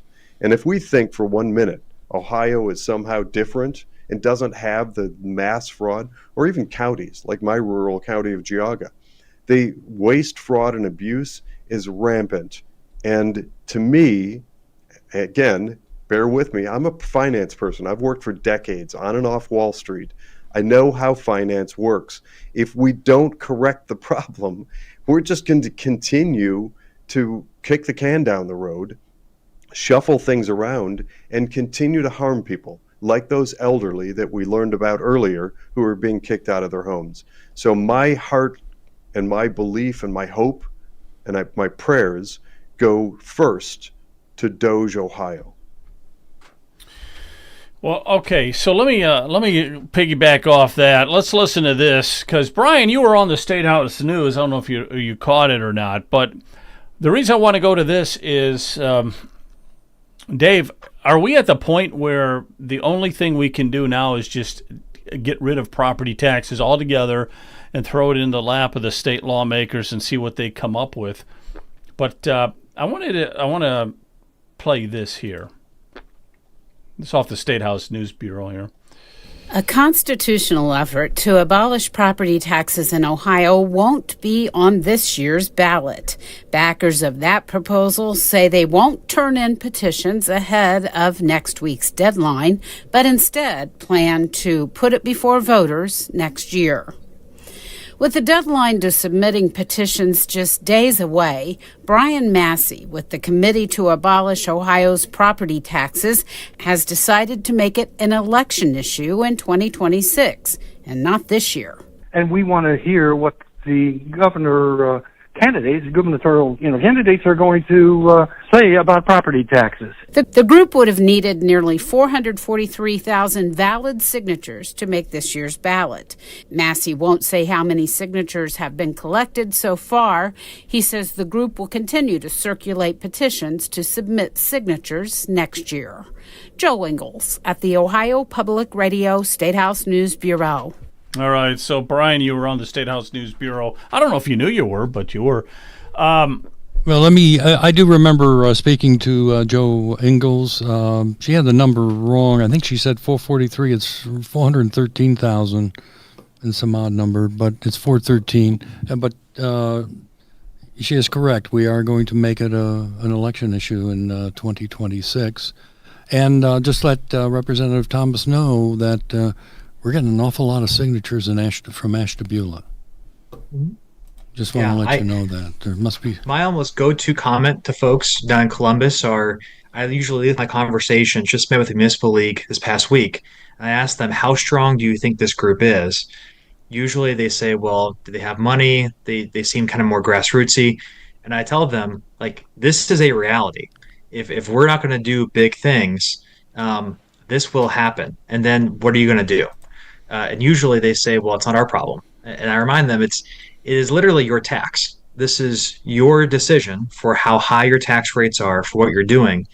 And, to your earlier question, in my mind, to kind of answer the earlier point too, we can shift things around. And if we're not actually doing the spending side, then we're just going to put a whole big burden on somewhere else and not actually cut the size of government. You got to have spending reform and decrease the spending if you're going to do tax reform too.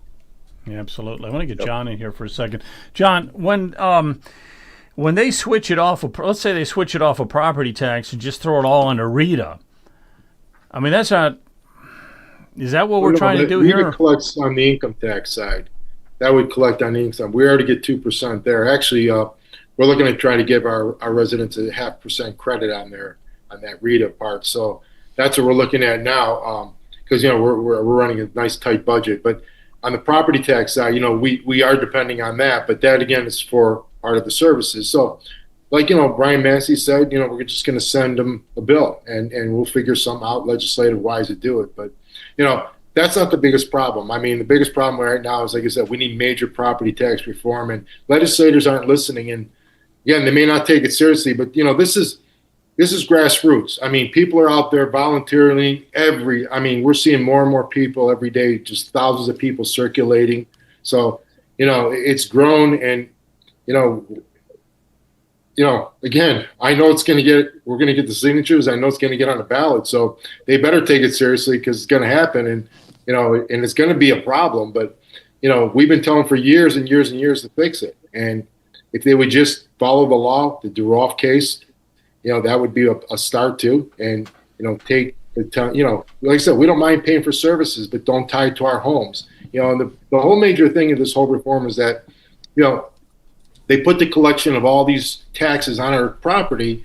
And then if we run into the inability to pay, as you know, Representative Thomas, for 3 consecutive pay cycles, they turn it over to a third-party tax lien holder. And then from there, they have 3 years or a year before they sell the tax liens. They hold the tax liens for a year before they begin foreclosure. So that's the process by the law, and that's what we're stuck with. And that's where it's not fair, and people are losing their homes because of that. And that's, again, we need to get this major tax reform, property tax reform in Ohio. And again, Rep. Thomas is doing a phenomenal job, but I see the pushback. I see, and it's hard because a lot of them don't understand that, this is a real issue. And, again, it's an uphill battle all the way for us. Yeah, it is a real issue. Yeah, without a doubt. Joe, go ahead. Go ahead, Brian. I was going to say, we know that we're going to get tremendous pushback from the schools, and we also found out something this week. John and I found out something. The other pushback will probably be from builders, and I said, well, why would builders be objecting to that? And that is, but because of this TIF that they get, taxpayer incremental financing, that they get prepayment of property taxes to spend on a development. If they've got a serious issue in the development, rather than the builder coming up with the money, they go to the schools or the municipality and they work out a TIF, where the schools will give up 75% or so of their property taxes, and that will be given to the developer. So we're going to get pushback from a lot of people, but we're populist. We're going to support the ordinary people, that home ownership is a foundation of freedom and liberty. And our Gabe has got to impress upon that to the younger generations. When they say that you'll own nothing and you're going to be happy, you got to take that seriously. So are we going to be a socialized nation, a communist nation, where you don't have home ownership? Well, this is the start of it. And we are going to keep pushing forward to get signatures to get it on the ballot. We're not giving up. And many politicians, even though we don't have the George Soros type money that's supporting us, and we're paying for this all ourselves, and we certainly expect that whether it's the builders or the schools, they'll get their lawyers. They probably already have their legal briefs already written if the people pass this, just like they did with the DeRolf case when the Supreme Court said that was unconstitutional, and then the lawyers got involved, and they I don't know how many years, but there were many court cases dealing with the DeRolf case, and I assume that this is going to happen again with this eliminating property tax amendment as a constitutional amendment. It probably will happen, but the people need someone. They need a voice. Unfortunately, we were led to believe that when we went to the ballot box and we voted for representatives and senators, that they were looking out for the ordinary people. They were not. They were looking out for the donor class. Those days are over. Once we get it on the ballot, then the politicians are going to realize the people have to have a voice in our government. We don't right now, and that's I'll exclude Representative Thomas, because we've said he's done a great job and he's had a lot of pushback. We know that, and we appreciate what he is doing.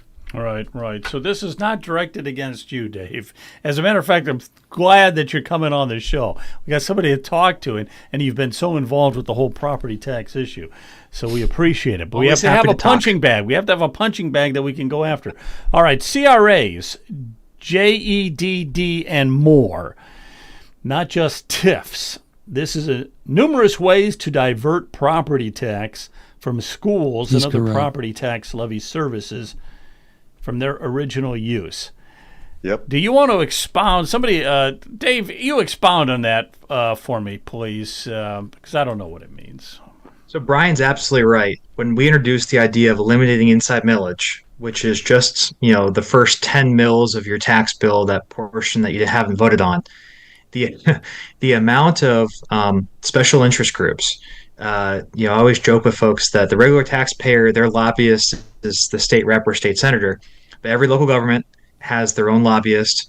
Every different group and development group has their own lobbyist too. Definitely outnumbered. Property taxes and economic development are completely tied together now. How most financing of projects work is actually through the tax bill.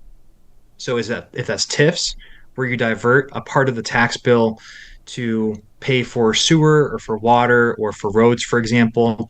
If that's a CRA, which is a Community Reinvestment Act area, that decreases the total burden and essentially gives an abatement for that home or for that business. That could be as well bonds. Most local governments, I know, for example, you all in Lake County, they do this, in Ashtabula as well. They use part of their actual unvoted taxes to pay for certain projects like a jail or other pieces. Those are tied directly with the property tax revenue as well.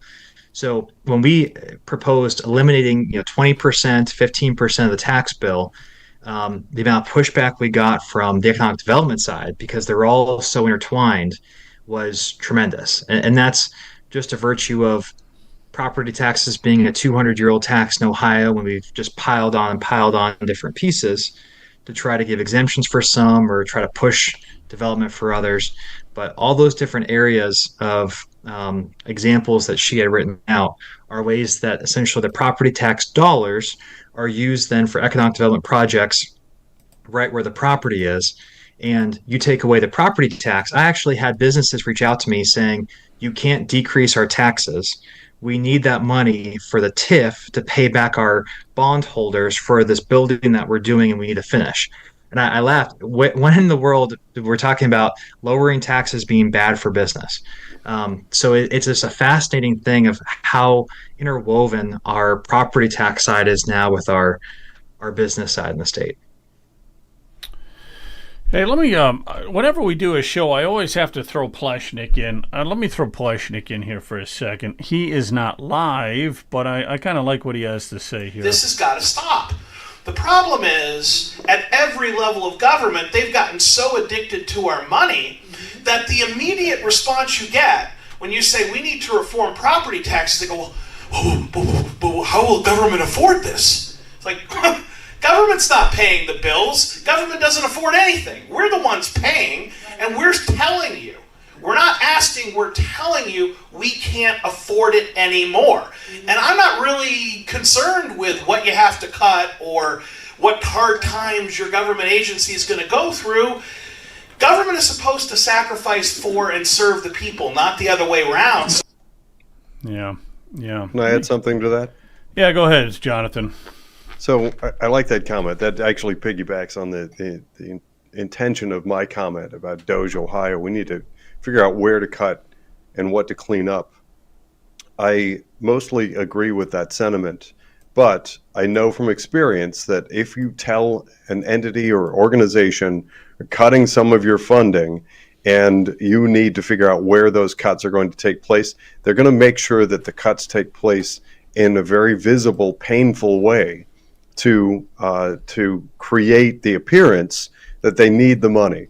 So by way of example, and this is an unfortunate one, and it's one that's clearly near and dear to me, in education, when you talk about education cuts, the first place left to their own devices or school districts are going to cut is in staffing, extracurriculars, sports, band, those sorts of things, transportation, and they're going to make a big visible splash out of it. Meanwhile, they might have 30 people in their DEI department all making $200,000 a year or whatever. They'll hide that.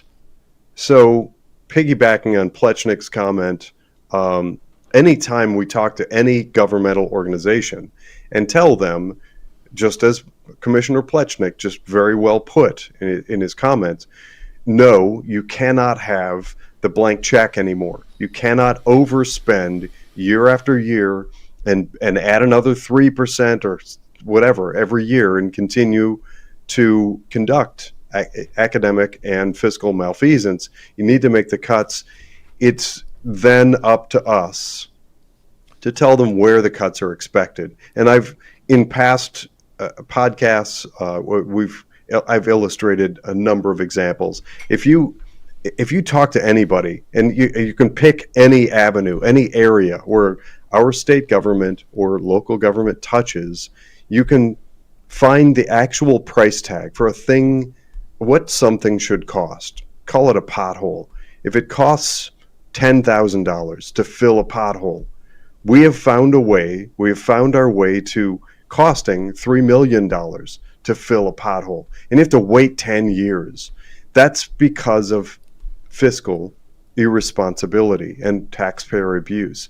So when it comes to Commissioner Plechnik's comments, what I say is, no, we're going to tell you where those cuts are going to take place. We don't want the CRT DEI stuff. That stands for diversity, equity, and inclusion, for anybody that's unclear about that, or any of this Green New Deal stuff that's masquerading as a climate action plan, which is something we're seeing coming out of Cleveland via an organization called NOACA. We've covered them in a previous conversation.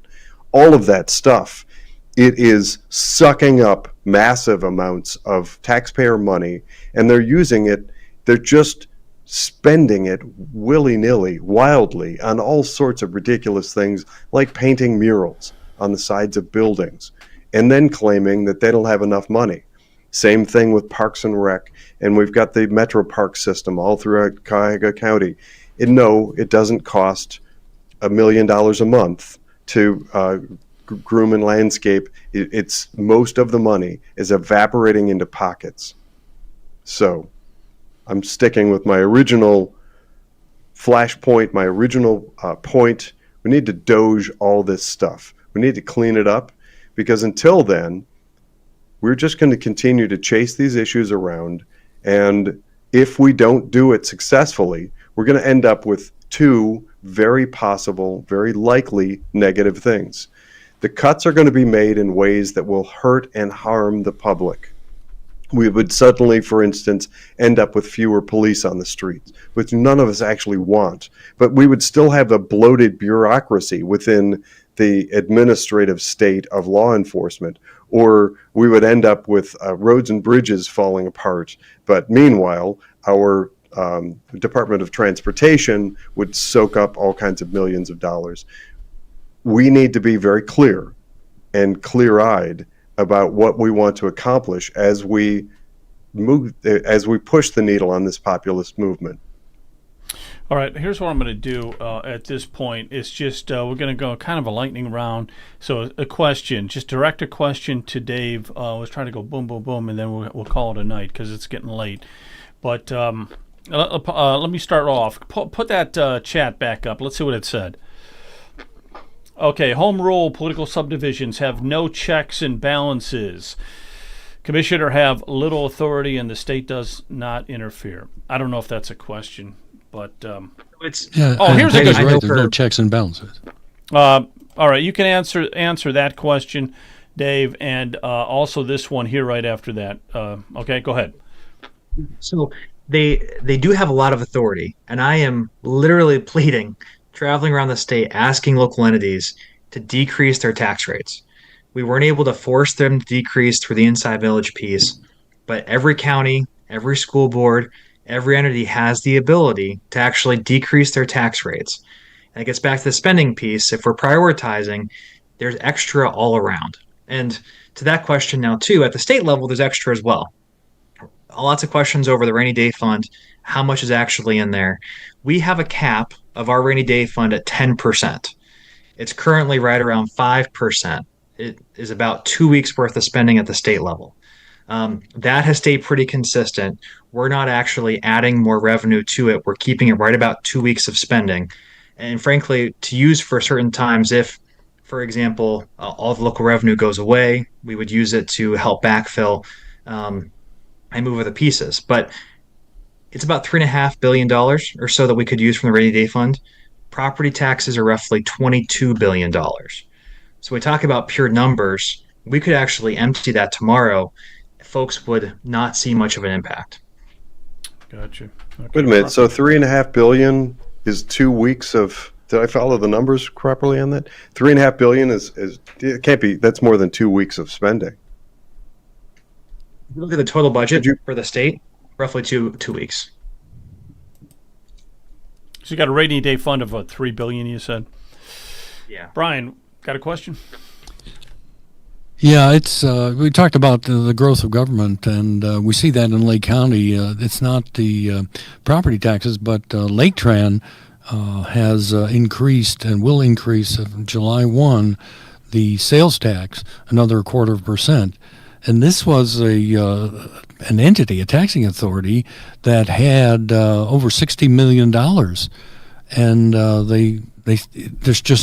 there's never enough for them, and they continue to take money out of the pockets of the taxpayers. But as we say, there's no checks and balances. There's no one in county government that can say to Lake Tran, what are you doing? Why are you continuing to take money from the taxpayers? So I agree. Whoever said there's no checks and balances, that is absolutely correct. There's been no checks and balances. Perhaps the changes to the budget with the Budget Commission, maybe that'll have something to do with it, but I don't know if the Budget Commission can impact Lake Tran. There's just too much money being taken out of the taxpayers' hands for the government. Brian, Not sustainable. every transportation is different. Does Lake County have a property tax levy with Lake Tran, or is it purely just sales tax? And who appoints that board? Sales tax. Yeah, it's sales tax. The commissioners appoint the board, as I understand it. But again, you never really see commissioners going to the Lake Tran and objecting to what they're doing.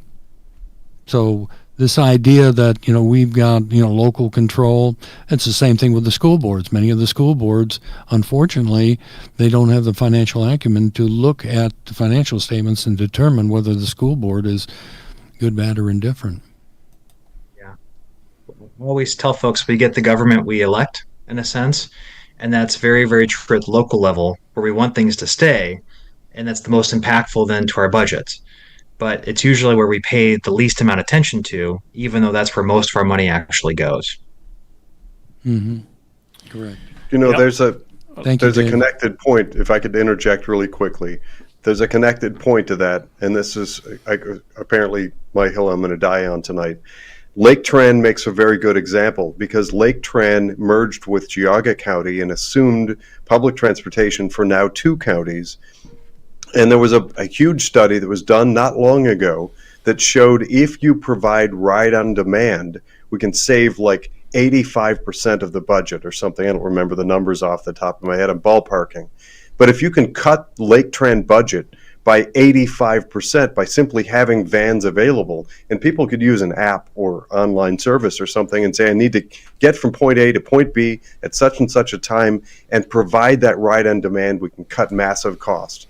And it's my understanding that it was a universal vote from Lake Tran that no, they want to run those mostly empty buses all up and down the streets all day, every day, full of air and very few passengers, in the odd chance that maybe that schedule lines up with somebody that needs to be transferred from somewhere. Same thing in Cleveland, Columbus, and Cincinnati with their massive public transportation systems. If you have the ability to cut cost, in other words, these organizations are beyond reluctant. They are adamant that they will not cut cost. Yeah. It's one 100%, thing Jonathan. I thought about that, if you just Ubered, if you just took the budget and created and gave it to Uber drivers who could pick somebody up, take them where they're supposed to go, and just pay the Uber drivers, I think it would be a fraction of what you're dealing with the Lake Tran and RTA and all those others. That's correct, Joe. And I was at the last Lake Tran meeting, and ODOT has asked Lake County's transportation company to take over Lorraine County. So they're going to bypass, Cuyahoga and go over to Lorraine County because Lorraine County is having trouble. So what we're doing in Geauga, they want to take over Lorraine County. So this is another prime example of government just growing by leaps and bounds. Yeah, government's too big for its britches. too big, man. And we need some good mayors. Oh, there's one. Hey, I'm going to let you wrap it up tonight, John. So last question for Dave, and we're going to call it a night, okay? Okay. I think you're muted, John. Yeah. You guys, I don't want you guys to hear everything in the background. Sorry about that. But yeah, anyway, on the budget that was passed, I know coming out of the House, I didn't see anything about income tax, a decrease in income tax. And then again, out of the Senate, they had that tax cut. And I'd like to know, again, why they know that funds the schools, because Senator DeWine said, I think on Bob France a couple of weeks ago, he said that the state needs that funding from the income tax for school funding. So basically, I guess, why did the Senate put that in there, and why was it, reduced the way it was? So we actually increased school funding, and this gets back to one of my big frustrations. It is never enough. We can keep giving. We've given them roughly $1 billion to $1.5 billion every 2 years, and it's never enough money for what they want. In this budget, we actually ended up giving them just shy of $750 million extra in funding. You're right, John. The Senate, essentially, one of their big absolutely had to do it was creating a flat tax for Ohio. That cuts our revenue at the state level by roughly $1.5 billion every year. It's forcing us to cut our state budget, which is good. We need to be doing that, but we're still increasing school funding. So we essentially spend on public primary and secondary education a little over $12 billion. Our actual income tax revenue to the state is a little over $10 billion. So the income tax does go towards public education, but we also use part of the sales tax as well. We're anticipating revenues increasing whenever you cut taxes by a lot. People invest more, they move here more. So that's one of the reasons the House agreed with the Senate to have that flat tax piece. But we are still giving quite a bit more to public education. It's never going to be enough for what they actually want, unfortunately. Hey, Dave, thanks for all you're doing there at the State House. We really appreciate it. We got to have you on again, and we just like to have somebody that we can punch around because we get frustrated. This whole property tax thing. We really appreciate you. Really appreciate you guys educating and sharing out with people. We actually did quite a lot in the budget for property taxes. It's the most we've done in terms of reforms since the crisis started. I have a whole bunch of information on my Facebook page and website, all the different pieces of it, but it's not nearly, we need to do a ton more. The Speaker agrees, the House agrees. So we're going to keep plugging along 100% and really appreciate what you guys do to help educate the public. All right. Thank you very much, David. Yeah, thank you. God bless you very much. Thank you, Dave. Hey, thanks again. John Morrow, thank you. Jonathan, yep. Brian, thank you. Kent, behind the scenes, everyone. Thank you. God bless you. See you. All right, see you, everybody. Oh.